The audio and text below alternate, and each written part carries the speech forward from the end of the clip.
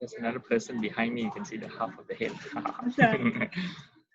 Okay, hello there. How's everyone doing? It's wonderful today to have the interview content with our Juggling Health and Well interview series and guest chat with Ken. Hello, Ken. How are you doing? Hi, Kitty. Nice to speak to you. Yeah, I know it's wonderful to have you with us, and I've been really looking forward to starting this whole series of Juggling Health and Well interview series whereby I look for industry professionals and wellness, as well as people that are really experienced in different parts of the total well-being and true wealth arena. And I've decided to invite you to come along, and I'm very happy that you've agreed to be having a chat with me, Ken. I cleared my calendar for you. Thank you for that. Really appreciate it. So, hello everyone. For those of you who might not know me, my name is Kitty Chang. I'm in the lifestyle coaching business, specializing in helping individuals and groups to supercharge their health and their wealth through nutrition, weight management, and mindset. And I basically help business owners and professional people to reach their total wellness and true wealth with my signature lifestyle and business programs. And one of my big missions is to really help people to understand that financial wealth and a thriving business or career is really worth nothing if we don't take care of all aspects of our well-being or the well-being of our families or even the people that we work with, such as the organizations that we work with. So I personally provide my clients solutions and services tailored to their needs and help them juggle and transform their health and wealth. So Ken is the person that I would like you all to meet today, where he is actually very experienced in helping people, particularly in the wellness industry. So let me just give you guys a bit of an introduction of Ken, and he's got a really long bio that I'm going to be reading it out. Ken Fong is actually an industry-leading wellness consultant who works with organizations to incorporate cutting-edge strategies focused on optimizing human well-being into their architectural design, daily operations, and organizational policies. And a fundamental piece in Ken's consulting toolkit is the building standard. I love the name, building standard, which is the world's premier global standard for healthy buildings and organizations. The building standard provides a framework for holistic well-being design and contains a wide suite of health intervention strategies called features, which are categorized under 10 concepts, and these really fascinate me. These concepts include air, water, nourishment, light, thermal, comfort, acoustics, movement, materials, community, and mindset. And mind. And Ken is the wellness consulting leader of Arup Melbourne and is also the chair of the wellness committee. And he's working with a group of talented individuals committed to transforming the well-being of the 600 staff who work at Arup Melbourne. Ken is a strong advocate for natural health therapies, and that is to transform the well-being goals of individuals as an aspiring biohacker, aiming to extend his health span and longevity way beyond 100 years old. And I'm sure that he wants to help you to do the same. And I want to learn how to do that too, Ken. And with full integration of his professional and personal lives around his primary value of health, he is also passionate in achieving his life mission, which is to empower individuals, families, and organizations to positively transform their wellness. Ken's pathway in achieving this is by reframing beliefs around health, equipping individuals with the best knowledge, tools, strategies available, and fueling the passion to sustain transformative change. Wow, that was a bit of a mouthful, but very meaningful, Ken. Excellent. Yeah. Had to pay someone to add more words to it. Yeah, right. Oh, no, that was really amazing. Kidding. Even just reading it inspires me a lot, because your work actually, has a lot of facets to it. I can see that, not only individual people, but then also, of course, families and organizations as well. And I can see that your company is amazing in also being one of the largest and also contributing factors all around the world as well. And I know that you guys have won an award as well, which is amazing. And congratulations for the achievements that you and your company has achieved so far. Thank you. Yeah. Yeah, so let's start off with our chat and our conversation regarding, the topic of the work that you do and your wellness consultancy in the different areas. So Ken, can you please share with us the work that you do, particularly to transform the wellness of the 3 areas that you focus on, including organizations, families, and individuals, respectively? I would love to. I think it's worth sharing a little bit about how I got to this journey. Many of my friends know me as an acoustic consultant. And for the most part, that's still where most of my time is spent, doing acoustic and vibration consulting. But I think it was about 4 years ago now when I first got exposed to this thing called the Well Building Standard.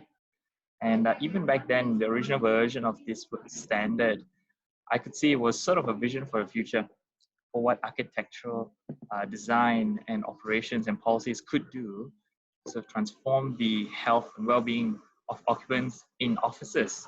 Right? Most of us spend so many hours of our life in offices, in workplaces, in buildings. And so what I saw with this standard when I was exposed to it many years ago was a way of thinking very differently about health. Certainly by then, the awareness around personal health choices was already very, very high. Nutrition was not a new topic, but this was to me, I saw this as a bit of a game changer in the industry. In the industry, we talk about wellness as being the second wave of sustainability. The first wave, we all know, is the green building design movement, and that happened, say 15 years ago. It really took off. But what we've seen, certainly in this space, is that wellness building design has just gone exponential. So I found that out. I decided to pursue the examination. I sat for the exam. In 2016, I completed the exam to be what they call the Well Accredited Professionals. I was certainly one of the first in my firm to do it. One of the first in Australia at the time as well. And I think things just snowballed from there. It just so happened at the same time we had 2 major projects where the client actually brought up the Well Building Standard. So one of them was our own office fit out. So it was a chance for us to experiment and play and incorporate design principles into that. And the second one was another building that's 40 plus stories tall, right in the heart of Melbourne. You should be completed by the end of this year, and they're going for the highest level of WELL certification. So for me, I am the chair internally of the Wellness Committee. That's part of our culture and people team. So I'm one of 6 chairs in my office. Like I said, I have a committee that I work with, and we are in charge of health promotion. So the Well Building Standard, it looks at the whole value chain, clearly, but it focuses a lot at the start, the design of the building, the planning for the building, and then the construction of the building.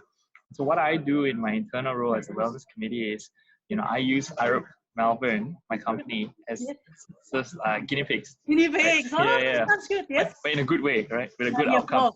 Yeah, so to introduce health promotion strategies. And in my committee, we have 4 pillars. We talk about wellness in our specific context. So that's optimum physical health. Okay. We talk about strong social connections. We talk about healthy minds. And we talk about positive workplace culture. So those are the 4 pillars that hit in the wellness committee. And that's the internal role. Then external, which is client facing. I'm also leading the wellness consulting services. We're expanding on our market offering this year. And so I'm personally charged with that. And we help organizations, typically using the Well Building Standard as the framework, to incorporate health and well-being design principles into their projects, into their organizations, into their policies, into their culture. So yeah, like I said, we deliver value across the full value chain, right from design to construction. And then this year, the focus is even more so with policies and operational so procedures for firms. So to answer the question, actually, it's a long answer. Yes. The way I with the organizations, obviously, yeah. yeah.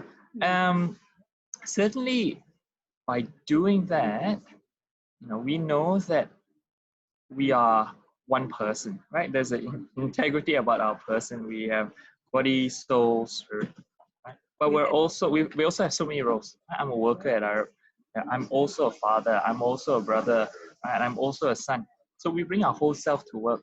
So when I affect someone positively at work through the work that I do, I see it as being able to flow on, not just to their families, but certainly to themselves as well.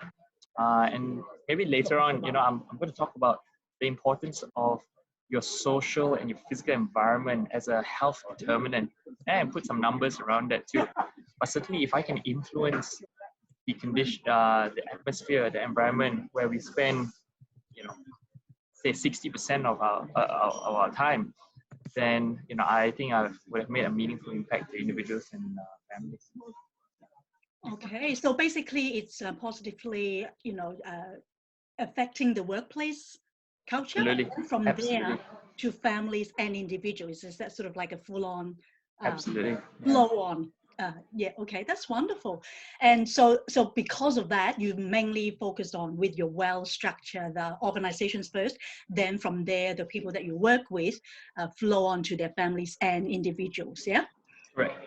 Okay, that's really interesting. And so basically with being part of of course, the leading committee of the group, you would be having a lot of influence in those areas. And in regards to the well-building standard, you talk about, the 10 concepts. Even when I was sort of introducing you, those 10 things really fascinate me, with from air to community and mind to movement, as yourself being the acoustics consultant. All of those areas really have such great influence in different areas of life, I would say, yeah. So how would you, in your work, use those as a way to impact people in a positive way? Yeah. The world building standard is something I'm really, really passionate about, because it does for organizations, buildings, and companies, what I seek to do for my own personal health. So, you and I, Kitty, we share a very similar vision around personal health.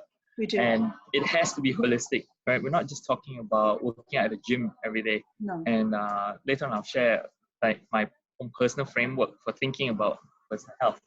Sure. But it's holistic, right? It's all aspects of it. You bring your whole person to work, like I said.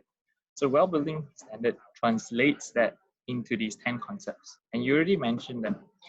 It's air, water, nourishment, light, thermal comfort, movement, acoustics, materials, community, and mind. So different concepts have a different impact at different points of an organization's life. Some of them you impact them at the design stage. Some of them you impact them down the line after the new project is completed, when people are occupying the building, through the policies, for example. So they have a great return, 5, 10, 15 years down the road. It gives me language to be able to speak with clients. It gives me language to be able to speak to occupants. It's around things that they know. Air. Everyone knows air is really important. Everyone knows food, which is nourishment, is really, really important. The reason the well-being standard works is because we think about it. I don't know if you ever considered this. You spend 90% of your time indoors. Just think about your whole day, your journey today. You start at home, you probably traveled, you want, be it public transport or a car. That's a man-made indoor environment. And then you probably park, and that's, then you walk from your parking lot to wherever you want to go. That's probably a little bit of outdoor time you had. And then you end up in a building, and we're talking in a building now. Then you finish work, you do the same thing again, you go back and sleep. So on average, 90% of your time is spent indoors. Right? So that's a huge sort of chunk of your time. Then when you look at the CDC, which is Center of Disease Control in the US, so they did a study and they looked at what as a percentage are factors that are determinants for individuals. Right. So I think one of the greatest travesties is people have been hoodwinked, almost lied to maybe, that so much of their health problems are due to genetics. Right? I have these bad genes and therefore I cannot change anything about it. But the big surprise is in the CDC study, really when you break down the factors, only 15% of your health is determined by your genetics. 15%. That's almost Oh, like 1 in 10, right? oh, okay. So then what else? What other factors? So I'm gonna go lowest to highest, right? So that's 15%. Then the next is medical care, right? And that also spans anywhere from 15 to 20%, right? Your access to medical care as a determinant for your health. So if you have Mm, good access, 20% of contributing factor to you living a healthy life. Then what's next after that? After that is something we seem to focus a lot on, certainly in health promotion, which is personal lifestyle choices, yep, right? Me choosing the food I eat, me choosing the exercise, me choosing my lifestyle. yep. But interestingly, the overwhelming sort of largest category is what we call the physical social environment. Okay. Literally where you are, who you associate with, right? And the context that you are in.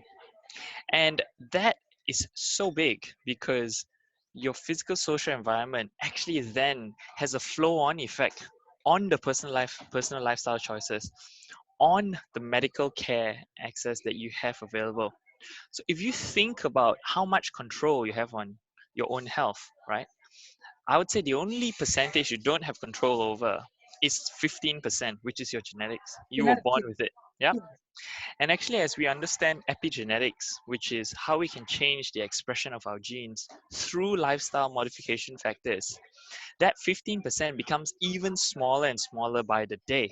Right? Yes. We're understanding how some people with like a double allele for their genes, so it's a particular sort of coding, let's just say, of the genetic code, right? There's a allele called the ApoE4, for example. So if you have that, you are 75% more likely to get Alzheimer's. And then if you have two transcriptions of that allele, ApoE4 times 2 in your genetic code, you're almost 95% more likely to be an Alzheimer's sort of sufferer, right? Hey. Earlier onset. Mm. No, actually now through some studies, you can actually modify even that number. You can stack the cards in your favor. So really, the key message that I want to give people is that overwhelmingly you have so much control over your personal health. So how does that affect, how does that apply to a well-building standard? So if you put those two numbers together, 90% of your time is spent indoors, you know, 50 plus, almost 60% of your health determinant are your physical and social environment. Mm-hmm. Then the way I think about health is as a building designer and as a practitioner in the built environment, I'm essentially a public health agent. Through my decisions, through my actions, through my work, I can actually impact the health outcome of a huge swath of society. And the well-building standard works not just for office buildings, it works for education facilities, public spaces, communities, right? All kinds of building. As long as you're a built environment, there's application of that to the context. So it's something I'm really passionate about, the well-building standard. It's also research-based. It took 6 years for it to come into development with strong industry research partnerships. So as part of their global advisory council, they have doctors, practitioners, Yeah. health researchers. For example, Mm. I currently sit on one of their global advisory board Yep. for the sound concept, so one of the 10. And last year I was sitting on a market sector advisory council for them, which is the industrial sector, because they were looking to actually extend the standard into that area in the Mm. industrial sector. I also, yeah, like for me personally, I'm one of 13 well faculty members in Australia. So that means I'm actually accredited to provide training to industry. So I'm also, a corporate speaker in this, and Yep. something I'm quite passionate about is tying together the research that underpins the well building standard with the Mm. actual features that it has. So one thing I wanted to mention is there's 10 concepts, Yes. but under that there are about 180 plus features that organizations can incorporate into their their building, into their context, to actually improve the health and well-being of their staff. Sounds great. One thing that just came to mind as you were sharing, of course, when you're talking about a lot of the buildings is sort of maybe corporate, and you mentioned about like social environment or physical environment, like public spaces and, you know, communities and hubs and stuff like that. Is that actually also doable in terms of like our own residential spaces, like, you know, like in the personal, more a personal space than public areas like, you know, workplace or corporate arenas? Absolutely. Yeah, yeah. Absolutely. I think once you, I'm not sure who said this quote. I think it was Albert Einstein. A Okay. lot of quotes get attributed to Albert Einstein. You can never verify it. Either But he said one, anonymous or Albert Einstein. yeah, exactly. Yeah, he's one of That's the two. Ken Fong. Definitely not me. So he talks about, you know, once you're exposed to a new way of thinking, Yes. it's really hard to go backwards. Oh, yes. In the same way, I think once you see the well-being standard, even though it was originally written for the commercial sector, the application to home is so big. It is so, it's so transferable, if you like, you know.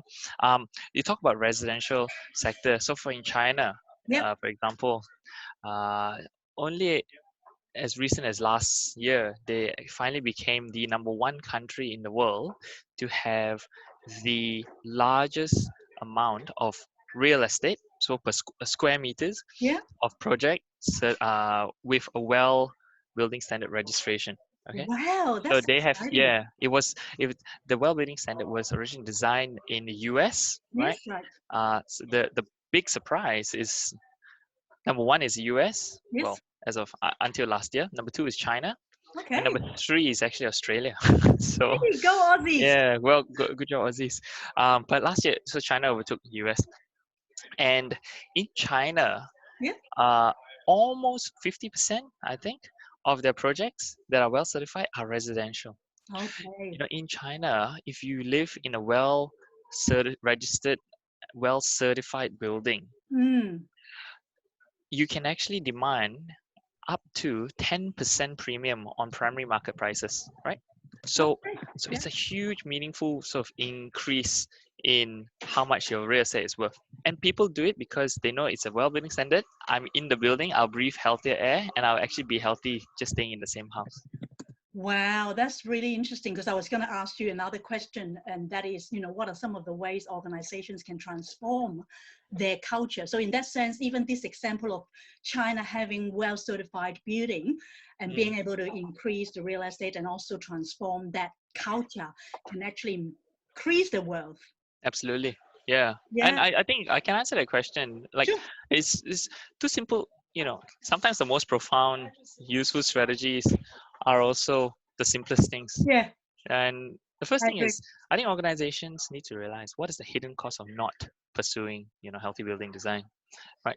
You, you, your staff typically is your highest percentage as an asset, right? That you own, Yeah. right? And you should invest so much into them. So the hidden cost of not doing it are enormous. You know, what does 2 sick leave from your best, 2 days of sick leave from your Mm. best performing individual cost you as a Yep. company, right?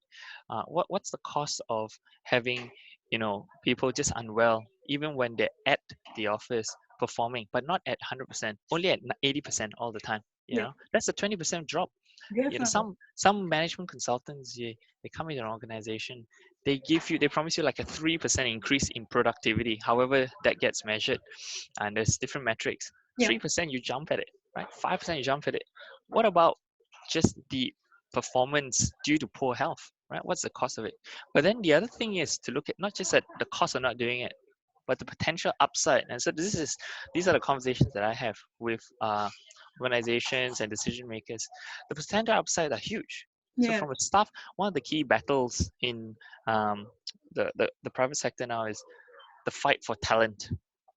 Yeah. So if you are not ahead of the game, right, if you Mm. don't seem to be an attractive proposition for a new graduate or someone coming into the workforce, right, you have no chance, right? Because there's so many options now. You almost have there's a study called the stock done by the stock group in the Uh-huh. US. It's called the financial case for high performing buildings. And it says that 75% of workers, 75% of workers say that an important factor in them making a decision Yes. on an employer is the employer's support for health and well-being of staff. So 75% of people coming to the workforce say that is a key determining factor of who they choose to be an Oh, employer, wow. right? Okay. Yeah. So if you're not doing that, right, you're behind the game. But the upside is enormous as well. So we have you can see in my background, this is a brand new, so award-winning Well, office. yes. Mm. Yeah, this is objectively possibly the healthiest building in the world based on our well certification scores. We got the highest in the entire world, and certainly one of That's the interesting. Maybe I'll come and visit one day. yeah, you should come. Yeah, so this is sort of a drink from our in-house cafe and all that.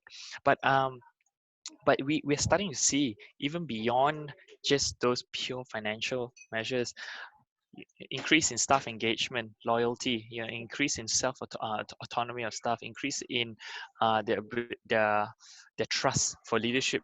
All these, for example, there's significant flow-on effects, and to an HR executive, these are gold. But to give it handles, there are so many ways. Like I said, in the Wellbeing Center, there's 180 features. You can see actually straight away some of the features. So that's On display? yeah. Okay. Yes. We have more plants than More people in our plants and office. more oxygen being emitted. Yeah, correct. So it's part of our air filtration strategy. When you come into the office, it feels really, really fresh. That's one example. So we call that biophilic design principles. The how we mimic nature indoors. Second one, just a really, really simple example, is movement. So for example, when someone comes into our office, you almost don't know where the lifts are. So we have designed the building in such a way that your stairs are the most attractive and the easiest way of getting around the 3 levels of our office. Oh, I love that, Ken, So because I always encourage people to yeah, walk the stairs rather than use the lift. So. yeah. And part of that as well, all our desks are sit and stand, so they're automatic, right? Yeah. So what we try to do is increase the amount of movement, but also secondly, the design strategy is increase the frequency of movement. Yeah. So there's a whole lot. And then the third thing, just a very simple example, is how do you make something easy to access that you need, like water? So we have done calculations and mapped how far our staff are from water drinking points. Okay. So in the well-building standard, it says 30 meters, right? So Okay, your staff very good. shouldn't have to walk more than 30 meters across. I mean, this is a fairly big fit out. This is 5,000 square meters Right. of fit out. So 30 meters, is okay normally, but Yes. in our office, with typically about 15 to 20 meters, you can get to a water point. That's the furthest. Yeah, about 20 meters.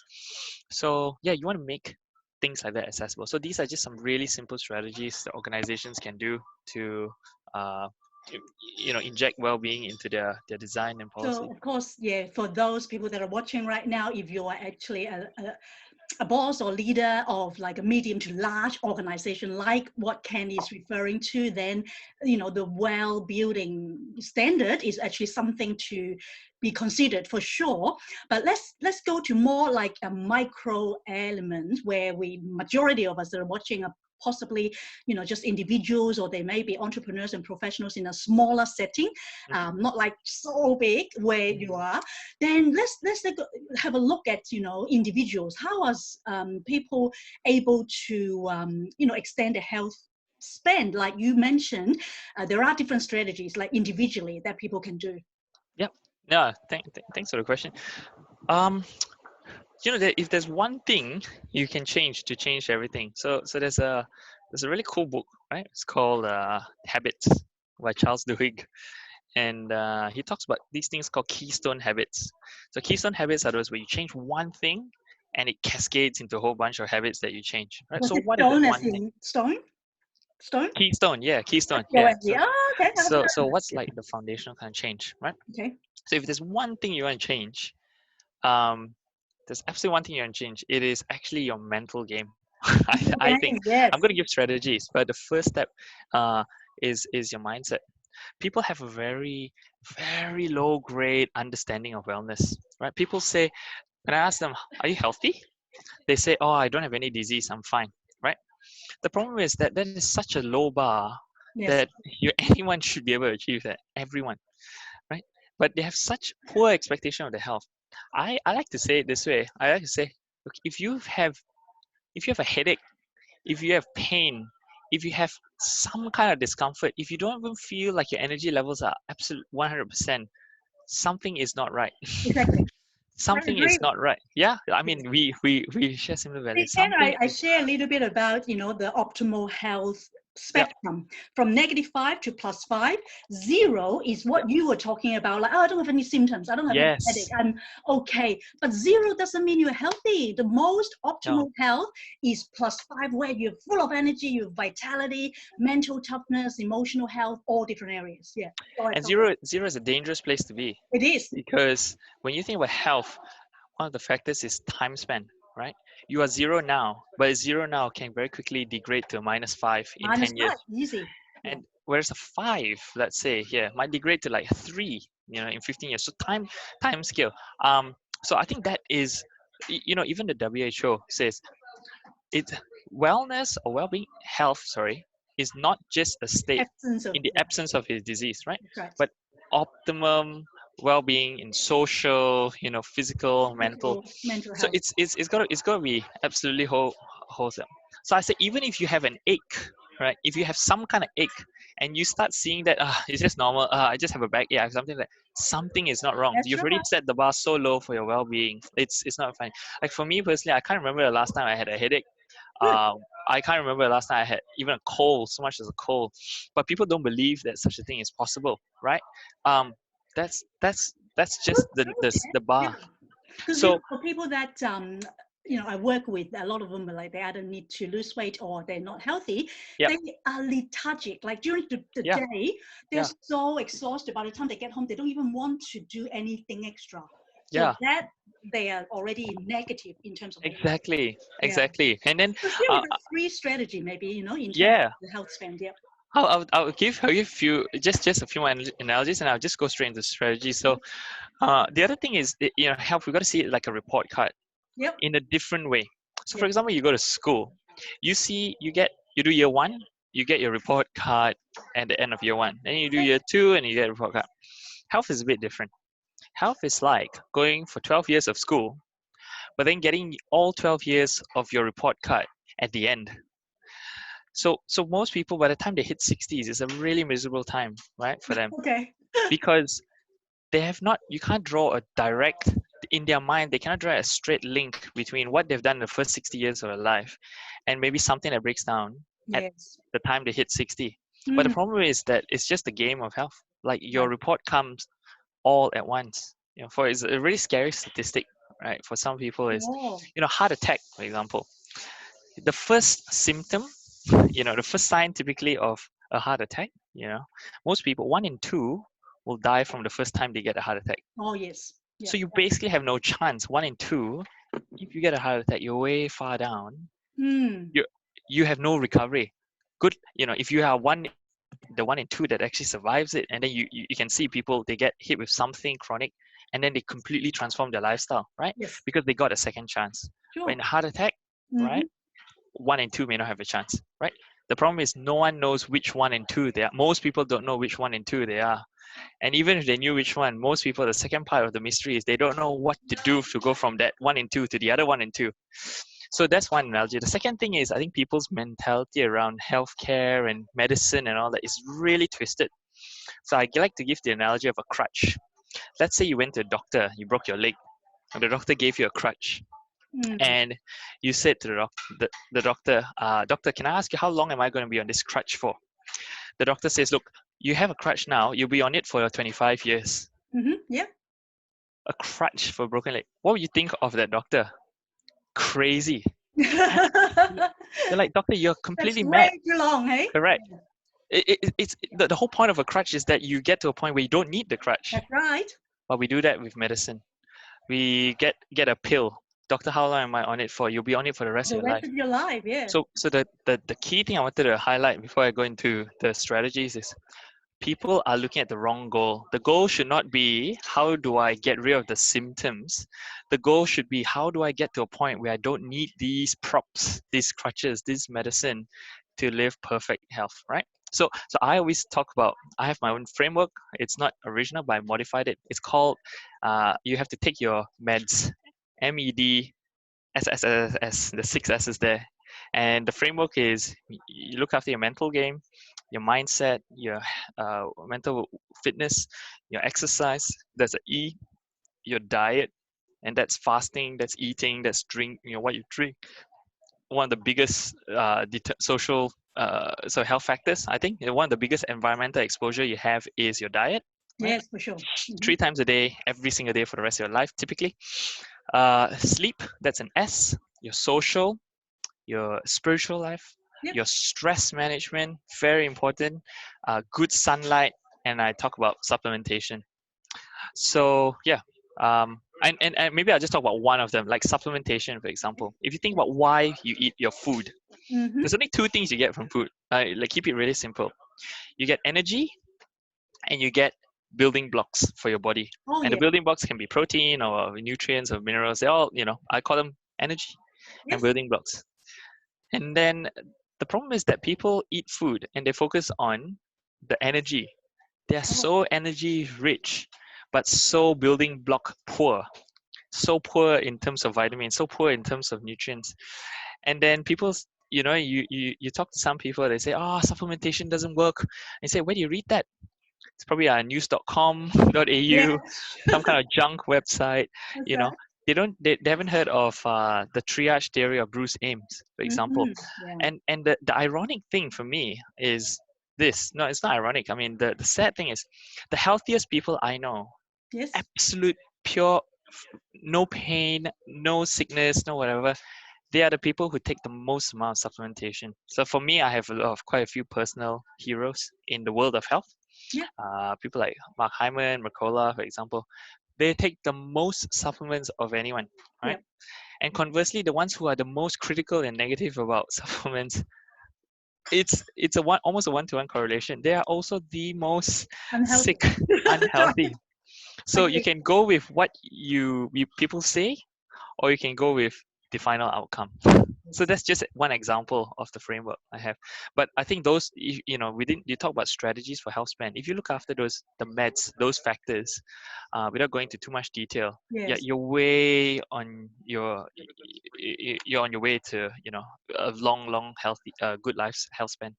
Yeah, well, what you've shared so far has really concluded a lot of the things, how we can be empowered individually, family-wise, as well as organization, how you can, positively transform their wellness and their health. And Yep. I love your METs, and I love your 10 concepts or 10 concepts of well. Yep. And, particularly what you talked about at the end, about the importance of supplements, and of course, how to handle stress, and the importance of actually understanding of the different strategies, as well as the concepts that you share about. So thank you today for sharing, and I really, really appreciate you taking No out problem. your time to share with us. And I hope that, those of you who are watching right now will be able to learn what Ken has shared in terms of, how you can relate, to the different areas of important wellness and the well structure as well. So just to conclude, maybe give us one concept, last, conclusion that you'd like to give us, Ken, in terms of how people can, transform and empower their wellness. Yeah. Okay. Just one concept then, really. You talked in my bio. I said 10x, right? 10x.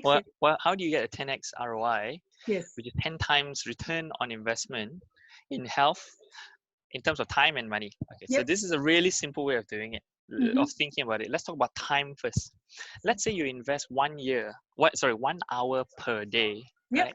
For 30 years, let's say your remaining life. Typically, let's say you're not healthy, your average lifespan here in Australia is like 76, I think, Mm-hmm. for an adult. So it's just 1 hour from now, whatever your age, until that age, okay? Yep. if you invest that in health, whatever that is, like your gym or you're sleeping extra or you just like a bit more time to prepare your food, potentially you should be able to get back something like 10 to 12 years of your life, right? Some of the healthiest people in world, in blue zones, they live easily up to 90 years old, right? Wow. Free of disease Oh, as well. yes. So what is the return on investment? That the return on investment of that, and I actually did like a really simple calculation, and I'll just share that very, very quickly. I'm just bringing that up now. If you like, you can actually send it, post it in my Facebook Yeah. group later on, because we have already got like 45 minutes from. Oh, sorry. Yeah, So so that's a 10x. yeah, yeah. And then Can in you terms share of, that? So you yeah, can actually go to my Juggling Health and Wealth Facebook group and then post it up there. yep, Then our audience can actually watch it. That will be wonderful. let's do that. Yeah, Yeah, sure. I think will Yeah, be really good. And of course, we can always come back, because I know that you've got so much more to share, even just the concept of the 10, 10 concepts alone, or like the 10x will be really each beneficial. concept is a 1 hour talk. I Yeah, think if so. we I do that, think yeah. that's why I suppose, maybe we can even organize a future chats, and Yeah, again, sure. I guess chat, or even organize a weekend retreat together. That's something that I'd love to A organize. health camp. Yeah, that'd Because be I great. love your work. I love your work, and I love working alongside you as partners in health. All Wonderful. right. Yeah. All right, so thank you very much for your time today. Really appreciate it. And everyone who's watching here, I'd love for you to be in connection with Ken. If you've got any extra question, and I'll post below in our chat comment of Ken's information. If you want to, ask him more questions, you're welcome to post on our comment here as well. All right, until next time, take care. And thank you again, Ken, for your time today. Thanks, Kiwi. It was a Thank pleasure. you. See you then. Bye bye. Bye.